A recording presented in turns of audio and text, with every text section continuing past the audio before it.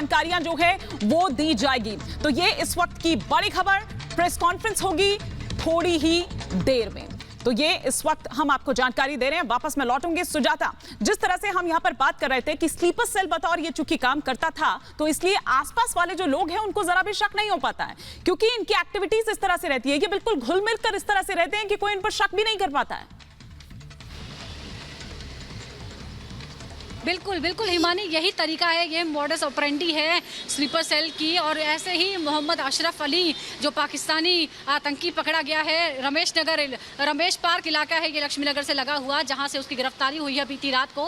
और जैसे कि अतुल बता रहे थे कि वो स्लीपर सेल है। स्लीपर सेल यानी अब जब उससे स्पेशल सेल पूछताछ करेगी तो वो पूछेगी कि क्या उसका डायरेक्ट इन्वॉल्वमेंट किसी में था, क्योंकि स्लीपर सेल के लोग कई बार सिर्फ सहयोगी भूमिका निभाते हैं। यानी वो लॉजिस्टिक पहुंचाते हैं, वो सामान पहुंचाते हैं, वो हथियार पहुंचाते हैं, वो संदेश पहुंचाते हैं।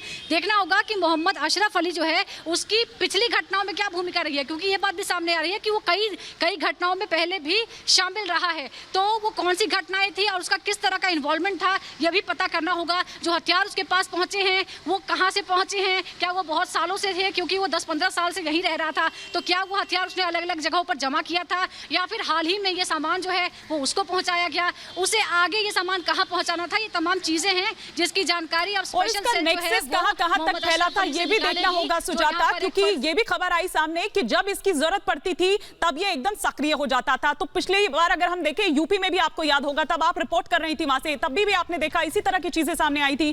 तो कहीं हम देखें कि उससे भी कहीं कड़ी जुड़ेगी, कोई लिंक उससे भी मिलता नजर आता है।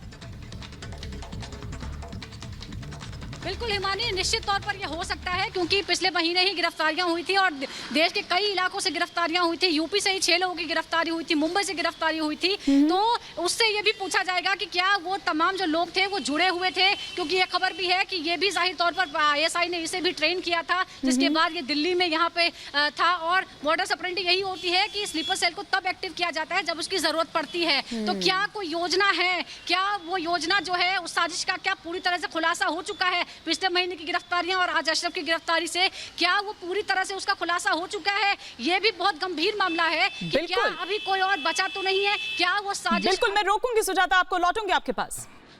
ठीक है, हमारे एड्रेस है सर, और बाकी जो है अब देख लीजिए क्या बोले। तो ये 15 साल में फिर ये चले गए थे या कंटिन्यू रहा है? सर 15 साल में जैसे इनका आधार कार्ड बना था, तकरीबन ये हमारे यहाँ 6 महीने के आसपास रह कर गए हैं। तो शुरू में आधार कार्ड बन गया, तो आधार कार्ड के बनने के 2-3 महीने बाद भी यहीं थे। उसके बाद ये गए, उसके बाद हमें ना इनसे कोई कांटेक्ट हुआ आज तक, ना कोई इनके बारे में कुछ पता है हमें। तो आज ये खबर आपको कहाँ से मिली है कि ये? सर ये खबर मुझे आज सवेरे एक सर आए थे ABP न्यूज़ वाले सर, उन्होंने बताया था कि ऐसी ऐसी बात है, इस एड्रेस पे ऐसी बात है। तो सर मेरे को पता भी नहीं था, तो मैंने अभी फिर ऊपर जाके देखा था। तो सर जब मुझे कंफर्म हुआ कि अतुल का मैं सीधा रुख करना चाहूंगी। अब अतुल, देखिए जो बात आप कह रहे थे वही बात जिनके यहाँ वो रहा है या जो आसपास के जो लोग थे वो भी यही कह रहे हैं।